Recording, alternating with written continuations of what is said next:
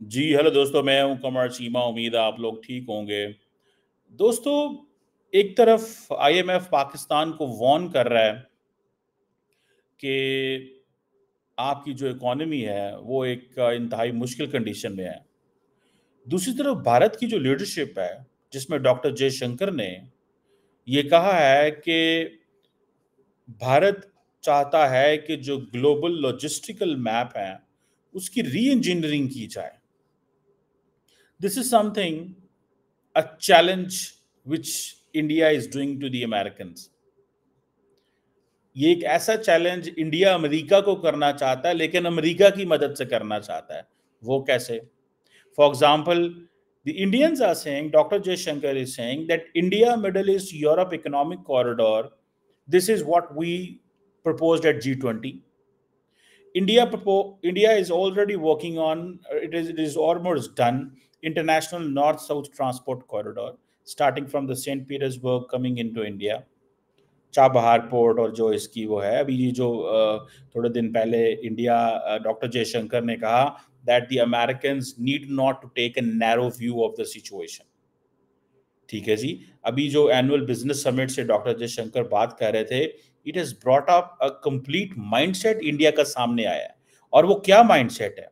वो ये माइंडसेट है कि ये जो आईएमईसी है, यानी कि India Middle East Europe economic corridor जो है, वो कहते हैं कि we are very serious about this. और दूसरी बात यह है कि एक तरफ अगर आप ये देखें कि जो सी लैंड कनेक्टिविटी प्रोजेक्ट्स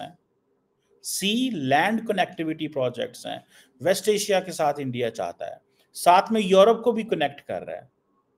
टेक्निकली वो कह रहे हैं कि हमने बेल्ट एंड रोड इनिशिएटिव को काउंटर करना है। That's where you attract the Westerners. That's where you attract the Americans and the others. When you are doing so in this situation, आपको ये समझना है कि एक तरफ वो कह रहे हैं कि हमने वेस्ट को काउंटर करना है, उसको चाइना को काउंटर करना है, बेल्ट एंड रोड इनिशिएटिव को काउंटर करना है। साथ ही वो कहते हैं कि देखें, चाबहार पोर्ट भी चाहिए, India international north south transport corridor भी चाहिए। मतलब एक कॉरिडोर बनाएंगे रशिया के साथ मिलके और ईरान के साथ मिलके, और एक कॉरिडोर बनाएंगे मिडिल ईस्ट और यूरोप के साथ मिलके। और साथ ही साथ वो ये कह रहे हैं कि हम सिर्फ यहीं पे नहीं रुक रहे। This is what what is this particular idea कि कैसे जो ग्लोबल जो लॉजिस्टिकल मैप है उसकी री इंजीनियरिंग कैसे करनी है। ठीक है, वो कहते हैं कि एक तरफ तो हम जा रहे हैं बाल्टिक सी पे, दूसरा हम जा रहे हैं अटलांटिक ओशन में, और वो कह रहे हैं हम इंडिया म्यांमार थाईलैंड जो ट्राइलेटरल हाईवे है उसकी जरिए हम पैसिफिक ओशन तक एक्सेस लेंगे। So and other than that they are also looking at all the polar routes. ठीक है जी। सो ये क्लियर मैसेजिंग कर रहे हैं। India is doing a clear messaging. If any country in the region who is talking so active, that is India. वो बता रहे हैं कि हमारा क्या प्लान है, हम क्या चाहते हैं। मुझे ऐसे लगता है कि ये जो उनको 1.5 महीना मिला है डॉक्टर जयशंकर को, where he is at home, they have done the entire homework. He is doing speeches, meetings and all that. एक उन्होंने पॉलिटिकल रैली की है विद क्या नाम है उनका यार, वो जो नए, मुझे always I forget his name, जो बीजेपी के को नई सीट दी गई है, वो जो आई थिंक लड़ रहे हैं, जो अमेरिका में इंडिया के एम्बेसडर थे, उनकी एक पॉलिटिकल रैली में वो गए हैं। बाकी अदरवाइज इज नोवेयर। सो अब वो ये इन चीजों पे फोकस कर रहे हैं, and they are telling the Indian businessman, find new partners, take care of the supply chain with the support of the Indian government. So bringing in vendors, new payment arrangements तैयार कर रहे हैं वो। So this is where they are all about. अब India ये कह रहा है कि there are going to be 3 kind of crises. This is what Dr. Jaishankar is telling. This is what the Dr. Jaishankar is telling. The crisis of fuel, the crisis of food and the crisis of fertilizer.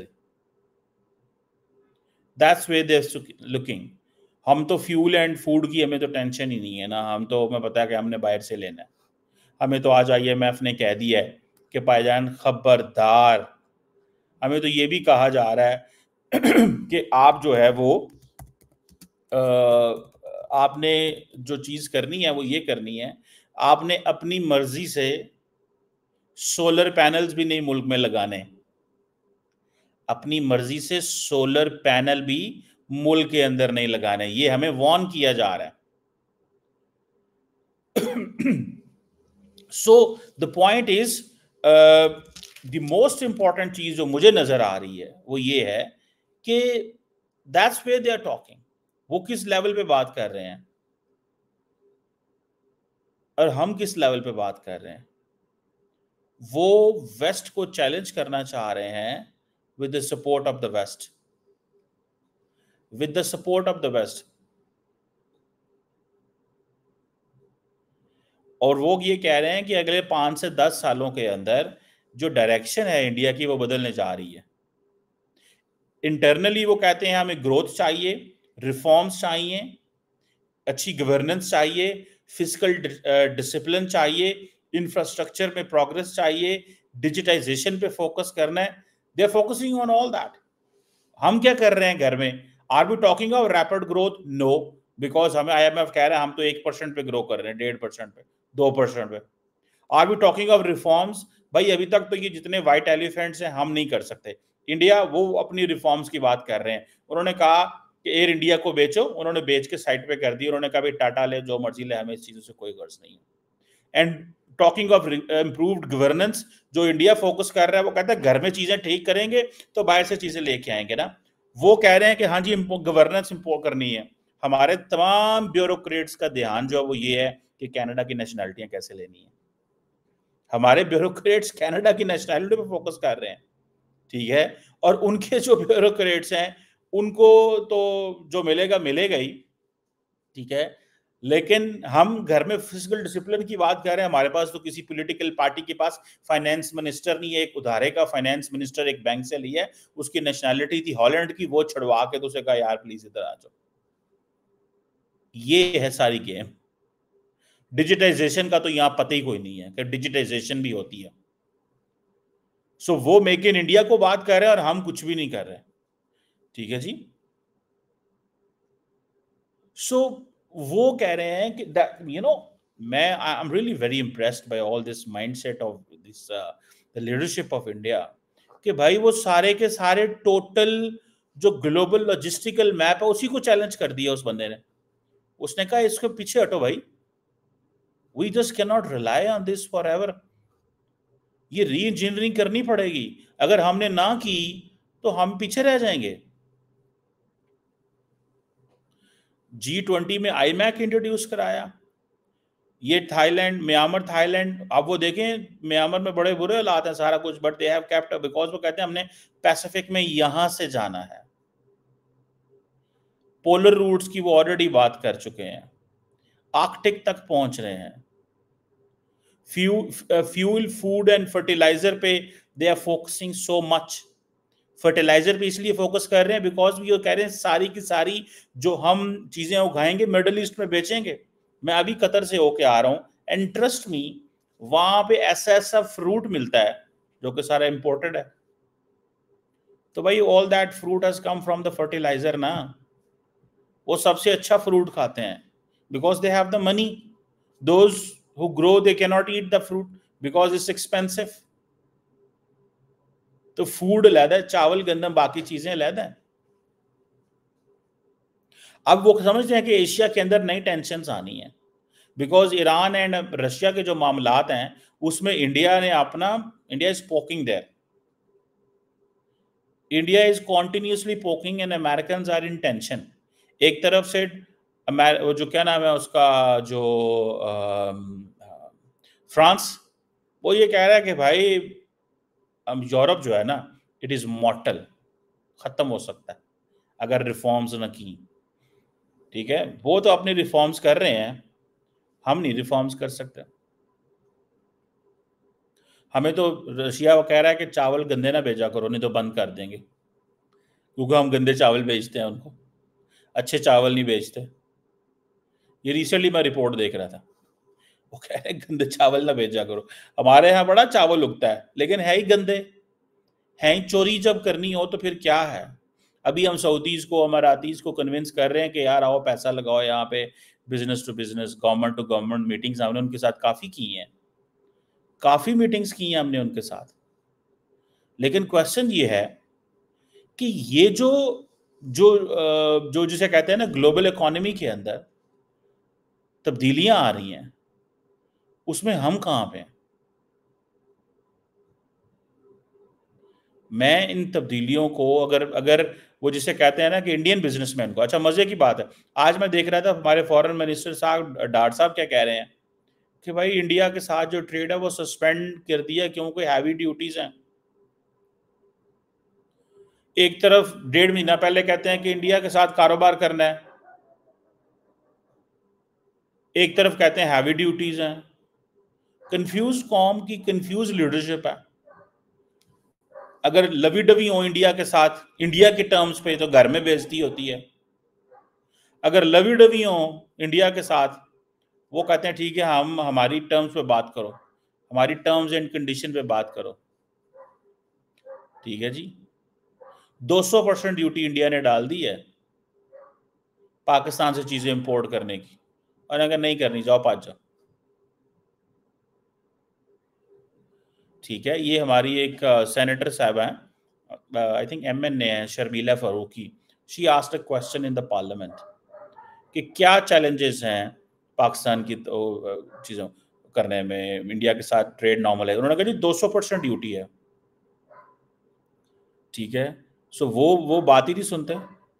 वो कहते हैं कि जी हमें तो polar roots की हम बात कर रहे हैं, हम तो म्यांमार और थाईलैंड की बात कर रहे हैं, हम तो we are thinking of a different world. भाई हम ऐसी दुनिया की बात ही नहीं कर रहे जिस दुनिया में पाकिस्तान है।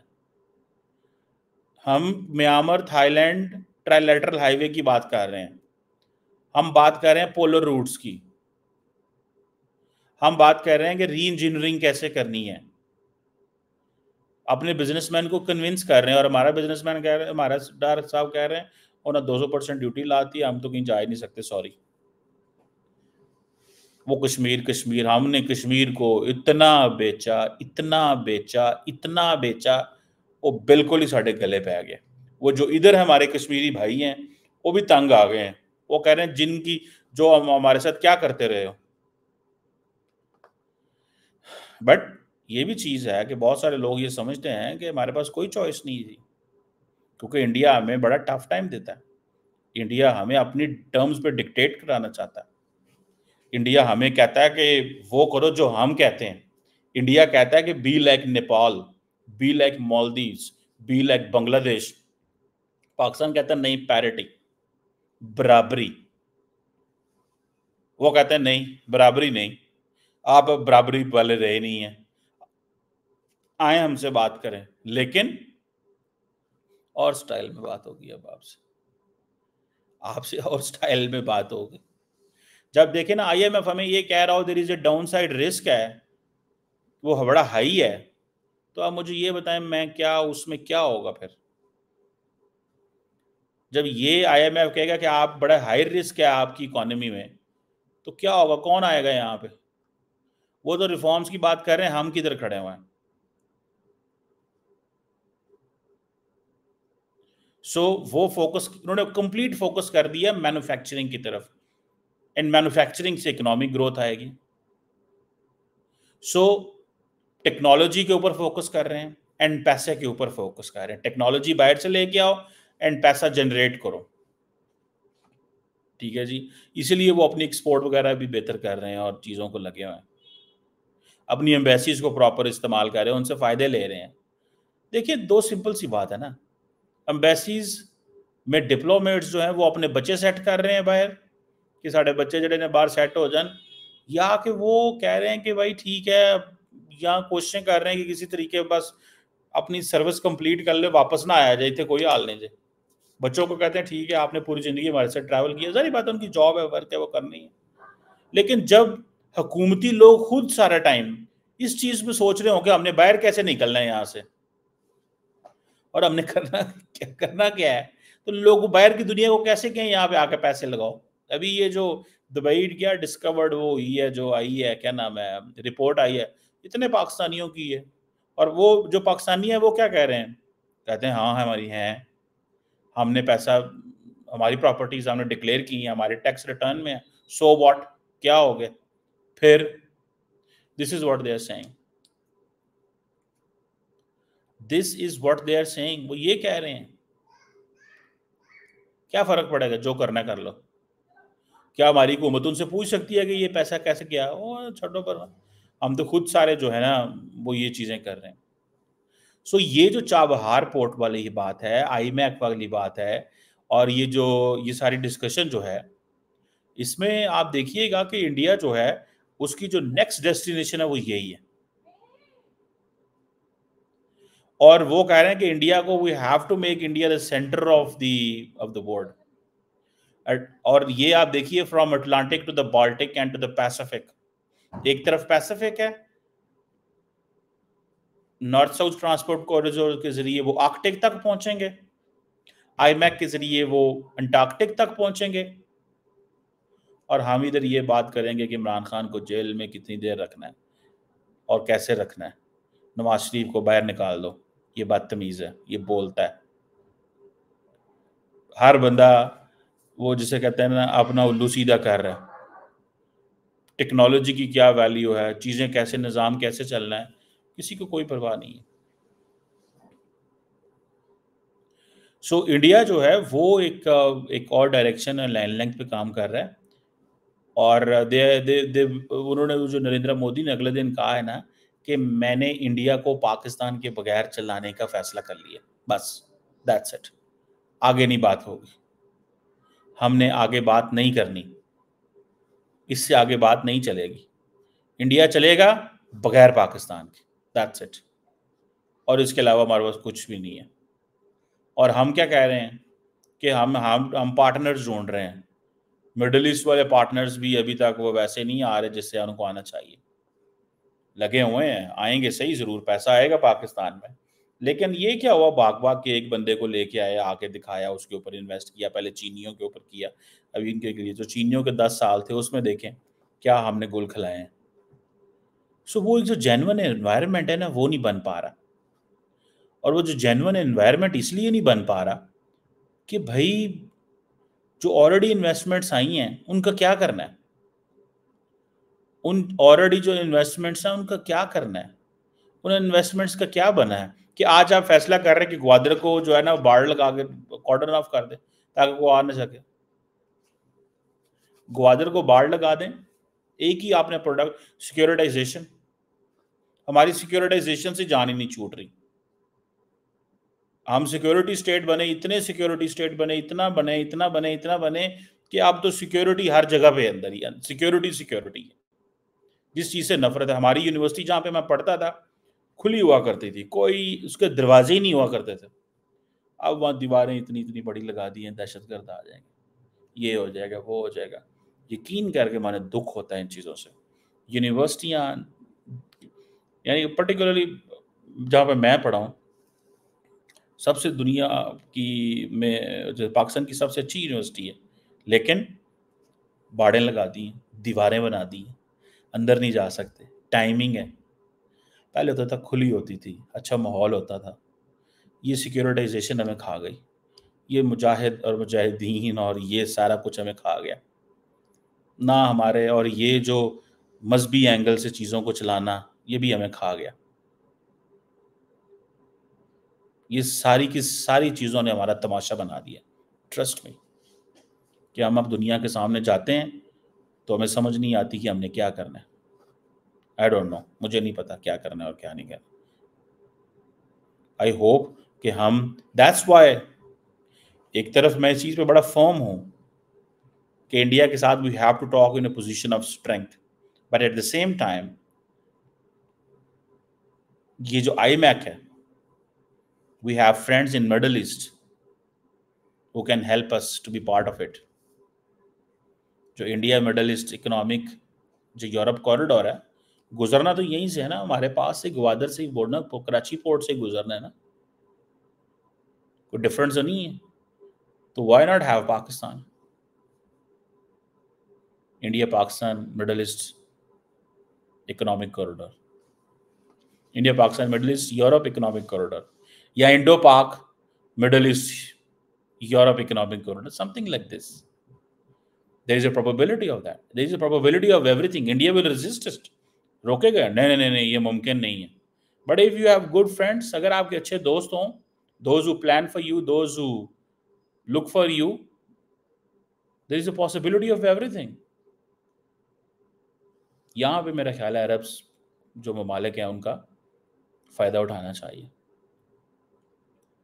अभी तक तो हम उनसे ये कह रहे हैं कि हमें फायर फाइटिंग कराएं, हमें जो है ना हमारे आग लगी उन्हें बुझा दो। स्ट्रेटेजिक बेनिफिट्स कैसे लेने हैं, पहले तो स्ट्रेटेजिक बेनिफिट लिए ना मदरसे बनाने में, वो तो हमारी जड़ों में बैठे हुए हैं, ठीक है। स्ट्रेटेजिक बेनिफिट कैसे लेने हैं कि मुल्क की इक़्तिसादियात बेहतर हो, वो चीज़ें जो हैं वो देखने वाली हैं। Thank you.